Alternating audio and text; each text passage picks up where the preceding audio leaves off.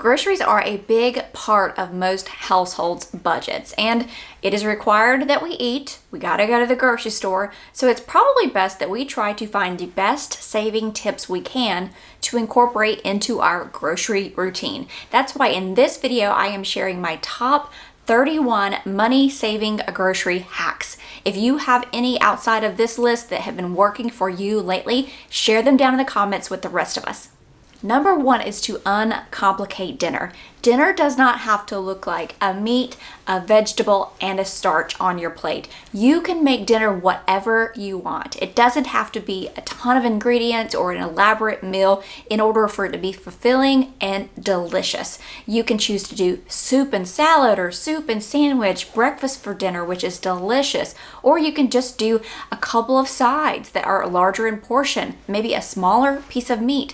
Make it what you want, but if you can uncomplicate dinner and take some of those sides out and not have to worry about a perfectly portioned plate or the automatically thinking what dinner is or has to be, then you can actually save if you do something more like a lunch for dinner or, again, a breakfast for dinner. Number 2 is to always keep a backup for the things that you use often in your cooking. For instance, for us, we keep backups of black beans and kidney beans and maybe mayonnaise and ketchup or even rice and pasta, things that we know we use on an often frequent basis. What this does is you can actually stock up on these things when they're on sale. If you wait until you are out of them and you've used all of them up, you're more than likely going to have to pay full price in order to get what you need for that week. Number 3 is one of my favorite ways to save, not just at the grocery store. I do this with every expense I have. I always round up. So doing this at the grocery store is going to help you ensure that you do not go over budget. You're going to track everything that you pick up as you go through the store. You're going to bring a calculator or use the app on your phone, and every time you pick up an item, round up. So let's say you have a $100 budget and you pick up an item for $1.79, you would say $2. You pick up an item for $4.19, you would say $5. Once you get to the end of the shop, maybe you have a little bit left over, then you can get maybe something extra that you wanted. Or you're getting really close, you want to put a little halt on it, you get to the register, you're going to have ended up saving a good chunk of money. You can take that money out of that budget that you saved. For instance, you're using the roundup method, maybe you spend $95, use that $5, put it towards next week so that you can stock up on something else or towards another item in your budget. Number 4, if you have an Aldi near you, go to Aldi and stock up on your spices there. They are so inexpensive. Even if that's the only thing that you pick up at Aldi, you go every so often when you need to get spices, you go there. I've actually heard, I have not verified this, but I've heard from many people in the comments of my videos that they are the exact same spices as the McCormick name brand and the labels are just changed. Perhaps the bottles maybe a bit.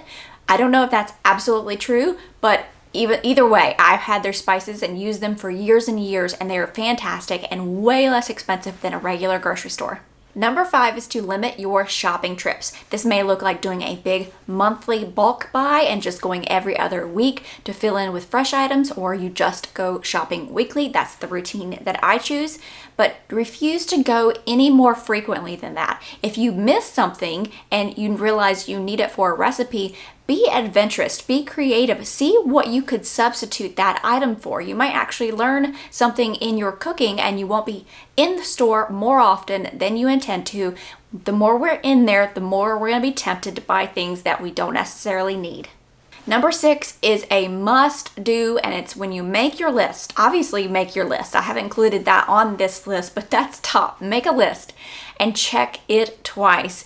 Take your list after you filled out what you need and go through your pantry, your freezer, your fridge, and make sure that you don't already have the items that are in there. We all miss these every once in a while, some more often than not, but make sure you've gone through, mark off the items that are on that list that you actually already have. Number 7 is to not shop by a recipe. What this means is have a generally rotating menu of things you cook, and have those staples that you use to cook those always on hand. You're pretty guaranteed that if you're shopping by a recipe, you choose a few recipes per week, that you're going to end up spending more at the grocery store. Now, if you want to experiment and do one new recipe every couple of weeks, that's a different story.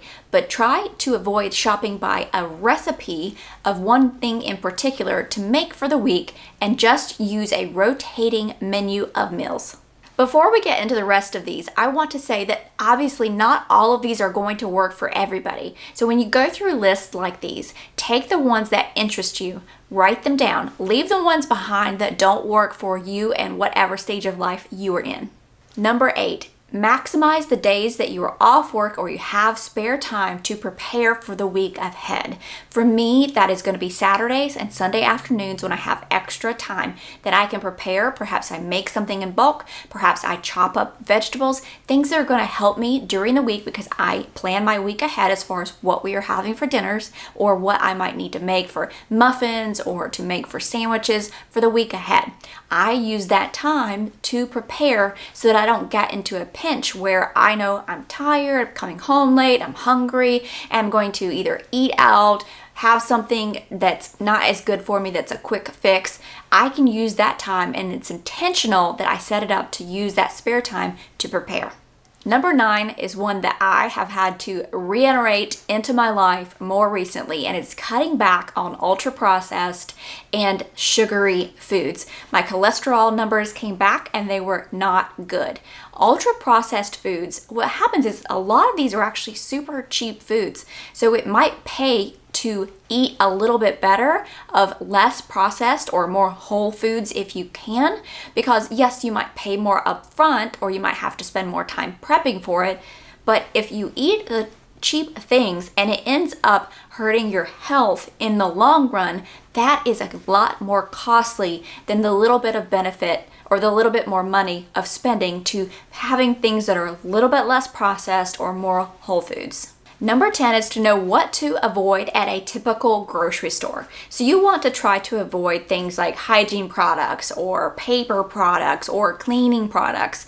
Those products are going to be at a premium at grocery stores.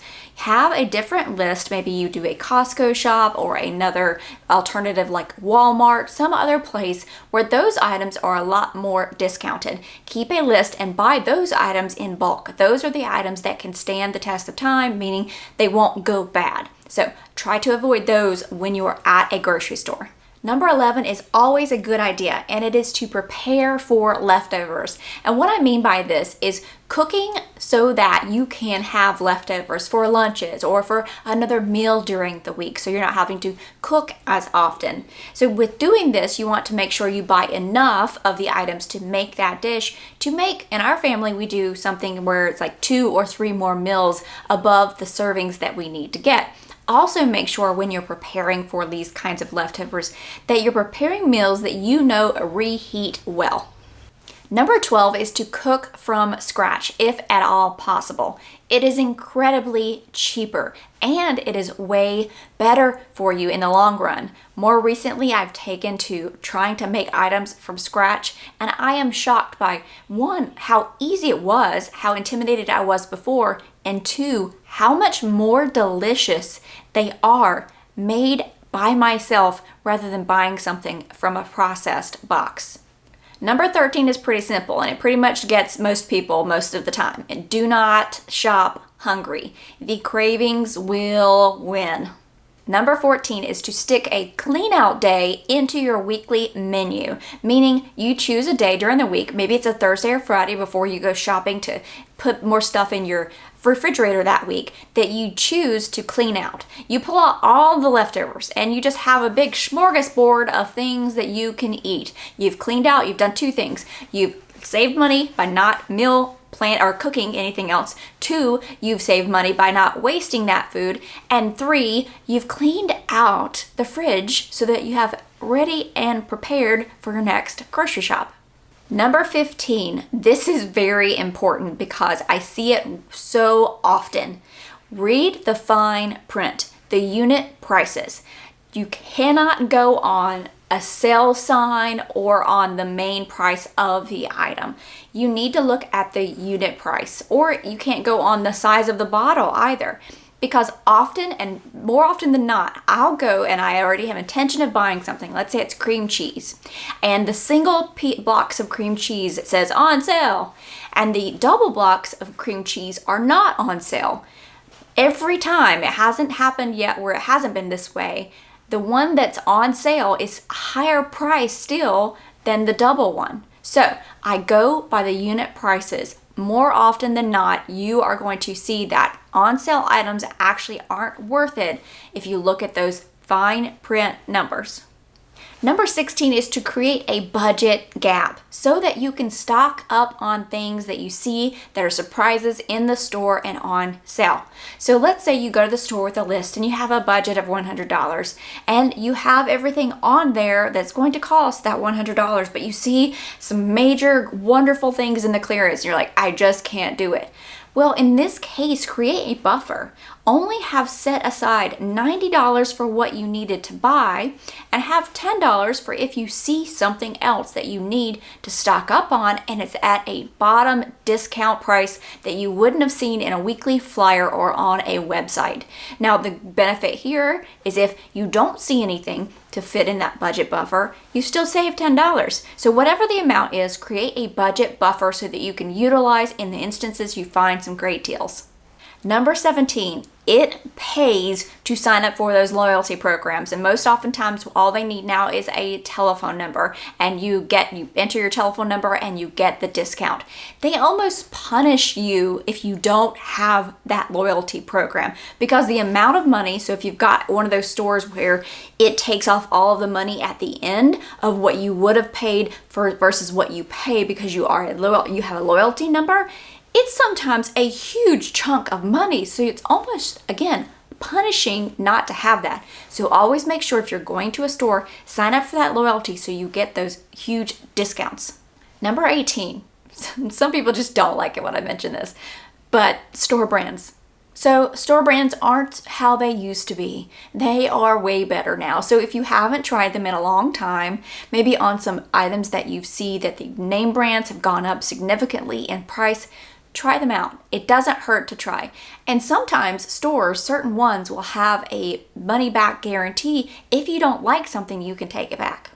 Number 19 is one that I am seeing over and over in my comments on videos where I mentioned it, where people are doing it and it's making a huge difference. And it is grocery pickup. In some cases, people are able to do grocery delivery with 0 to no fees, but grocery pickup, because you can go on that app, pick out exactly what you want, know that it's under budget, you go and pick it up, make sure that you check everything that you have when you get home, the produce is good, you're not missing an item.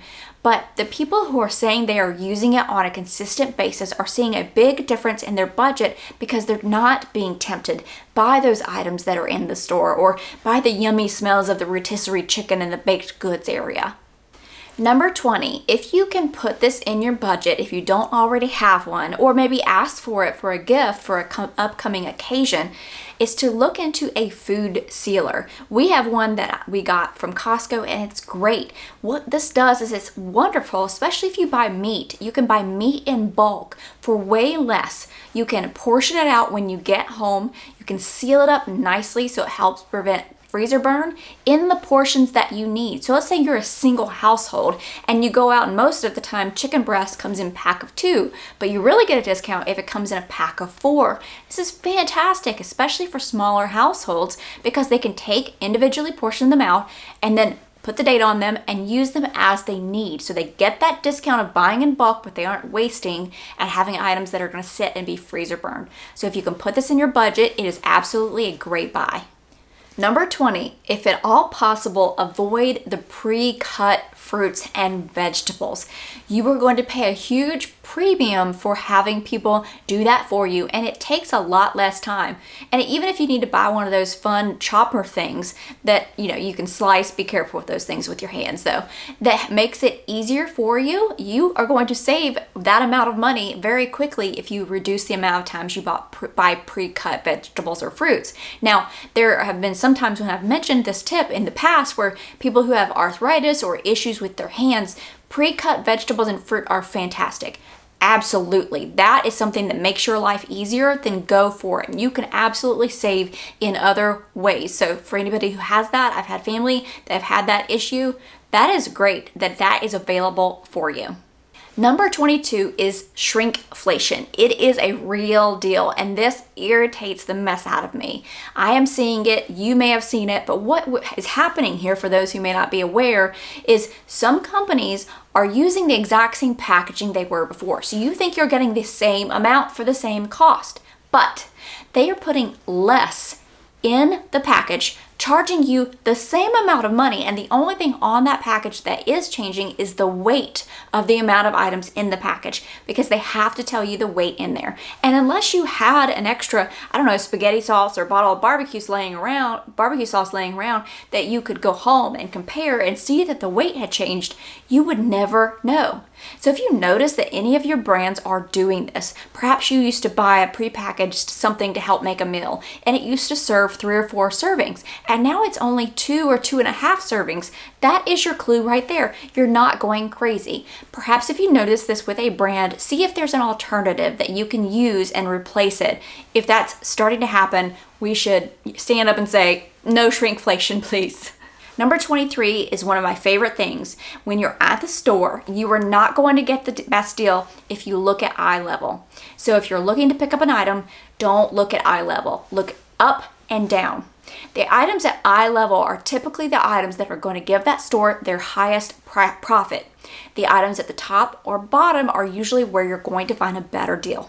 Number 24 is to make vegetables the star of your meal. Try to see if there are more meals you can make that are meatless. There have been so many good recipes that have been put on Pinterest, meatless meals, ways you can use beans and legumes in place of protein. If you just start out with meatless Mondays, just kind of experiment with it. If it's something that you're spending a lot of money on meat, see if there's some great meals that you can make and still get adequate protein that are meatless and going to save you on a weekly basis. Number 25, if there is something in particular, perhaps it is a yummy name brand that you cannot find an alternative for. If you love it, then certainly, if you want to indulge and buy it, go ahead. But still remember to save money. Wait until it goes on sale. And often that stores will have regular sales where it's on a certain amount of weeks pattern that it'll come back up. So wait until that thing is on its sale and get the item that you love. Number 26 is to know your stores and know their pricing. Know when you go into a store if the prices have gone up or have gone down. Automatically realize if something is a good deal. To do this, you have to pay attention when you're in the store. You have to almost mentally file in your head and think about it. How much is a gallon of milk here versus a gallon of milk there? Go back home and check your receipt and go, oh, yeah, this is where it's better and a better price, so that you can devise better plans and almost play the game better, is to know what stores are best for the items you are looking for. Number 27, yeah, most of you could agree with me. If you've had little ones or other hands that put things in the cart, it's best to shop alone. Just plain facts, because again, you can pay attention. You can see if the unit price is lower. You can see if the product is shrinking, and you can also use this time to file away and memorize pricing or general pricing of items. Shopping alone is such a huge help. Yes, it's great to have family there that can help pick things up, move it around, put things in the car. But you're going to save the most money if you go by yourself. You can shop with intention and very conscious of what you're doing. Number 28, sometimes you just have to allow that little bit of impulse so that you don't go a bit crazy. Allow yourself one impulse buy each time, but probably put a limit on the pricing. So if there's one thing that you want to get, that way you feel like you've scratched that itch. Don't completely go cold turkey if you're used to buying whatever you want, whenever you want. Put it down on your list, one item, not above $5, whatever it might be. And then go have fun. Get one treat. Treat yourself. Number 29, before you check out, look at your cart. Do you have everything on your list in your cart? Is there anything in your cart that somebody put in your cart that you don't want or you don't need? Or something you realize, yep, that's really actually not a good deal, that now that I think about it, I'm gonna put that back. See if there's something that you need to leave behind. Number 30, if at all possible, leads back to having the better, less processed foods, is to stick to the perimeter of the store. Of course, there's times we gotta go in the middle of the store to get, maybe it's flour or baking soda or mac and cheese mix if you don't wanna make your own, okay. But for the most part, try to stick to the outer edges of the store. You're going to find the better produce, the better meats, the better dairy, the better items for you. And number 31 is meal plan. However that works for you. I've done many videos on this. I meal plan weekly based on what I currently have in my pantry, what I have that needs to be used in the fridge, what I want to eat for the next week based on what is on sale at my grocery store. Whatever the meal plan is for you that works best for you and your stage of life. Don't forget to leave your tip for the best way you've found to save money at the grocery store down in the comments for the rest of us to read. I hope you have a fantastic week, and I look forward to seeing you next weekend for a new video.